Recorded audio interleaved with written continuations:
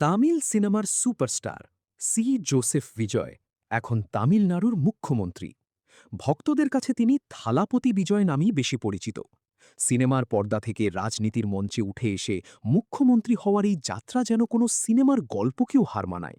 মাত্র ২ বছর আগে গড়া রাজনৈতিক দল নিয়ে বিধানসভা নির্বাচনে একক বৃহত্তম দল হিসেবে জয় পাওয়াটা বিজয়ের জন্য ছিল বিশাল সাফল্য। টিভিকে একে গ্রহণ করবে, এর মোকাবিলা করবে, এর সাথে প্রতিযোগিতা করবে এবং শেষ পর্যন্ত একে জয় করবে।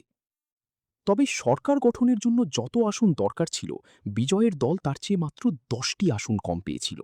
কিন্তু নির্বাচনের ফল প্রকাশের পর থেকেই ভক্তরা তাকে মুথালামাইচ্চা অর্থাৎ মুখ্যমন্ত্রী বলে সম্বোধন করতে শুরু করে। নির্বাচনের পর তামিলনাড়ুর রাজনৈতিক পরিস্থিতি যেন একেবারে থ্রিলার সিনেমার মতো হয়ে ওঠে। বাকি আসনগুলোর সমর্থন জোগাড় করতে বিজয় বিভিন্ন রাজনৈতিক দলের সঙ্গে আলোচনা শুরু করেন এবং সংখ্যাগরিষ্ঠ জোট গঠনে মরিয়া হয়ে ওঠেন। প্রতিদিনই খবর আসছিল হয়তো আগামীকালই বিজয় মুখ্যমন্ত্রী হিসেবে শপথ নেবেন। কিন্তু কিছুক্ষণ পর আবার শোনা যেত তিনি সরকার গঠনের জন্য প্রয়োজনীয় সমর্থন পাচ্ছেন না। এভাবে টানা ৫ দিনের রাজনৈতিক নাটকীয়তার পর অবশেষে থালাপতি বিজয় তামিলনাড়ুর মুখ্যমন্ত্রী হিসেবে শপথ নেন। এর মাধ্যমে তামিল রাজনীতিতে দ্রাবিড়ীয় দলগুলোর দীর্ঘ ৬০ বছরের আধিপত্যের অবসান ঘটে। সিনেমার পর্দা থেকে রাজনীতির মঞ্চে থালাপতি বিজয়ের এই নাটকীয় উত্থান ঘটল কিভাবে, সেটাই আলোচনা করা হবে কি কেন কিভাবের আজকের পর্বে। কি কেন কিভাবে ইন্ট্রো। থালাপতি বিজয় ১৯৭৪ সালে চেন্নাইয়ে জন্মগ্রহণ করেন। তার বাবা এস চন্দ্রশেখর ছিলেন একজন চলচ্চিত্র পরিচালক এবং মা শোভা চন্দ্রশেখর ছিলেন জনপ্রিয় গায়িকা। চলচ্চিত্র পরিবারে বেড়ে ওঠার কারণে ছোটবেলা থেকেই বাবার সিনেমায় শিশুশিল্পী হিসেবে অভিনয় শুরু করেন বিজয়। ১৯৯২ সালে তিনি প্রথমবার নায়ক হিসেবে বড় পর্দায় হাজির হন। ১৯৯০-এর দশকের শেষ দিকে তাকে মূলত রোম্যান্টিক নায়ক হিসেবেই দেখা যেত। তবে ২০০০-এর দশকের শুরুতে প্রতিবাদী যুবকের চরিত্রে অভিনয় করে তিনি নতুন পরিচিতি পান।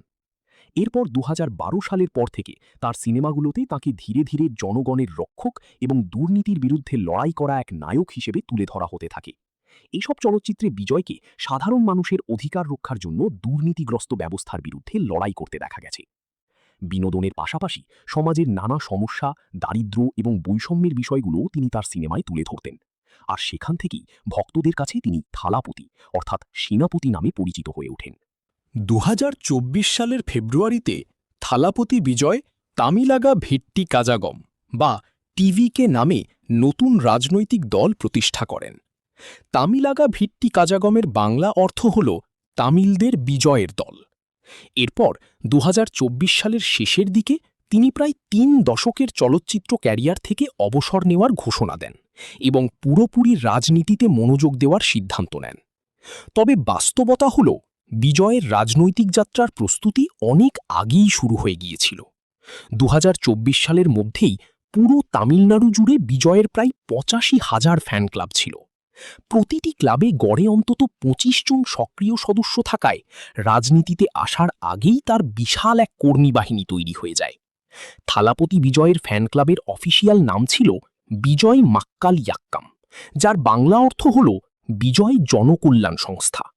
এই সংগঠন রক্তদান, শিক্ষাবৃত্তি এবং খাদ্য বিতরণের মতো নানা সমাজসেবামূলক কার্যক্রম পরিচালনা করত।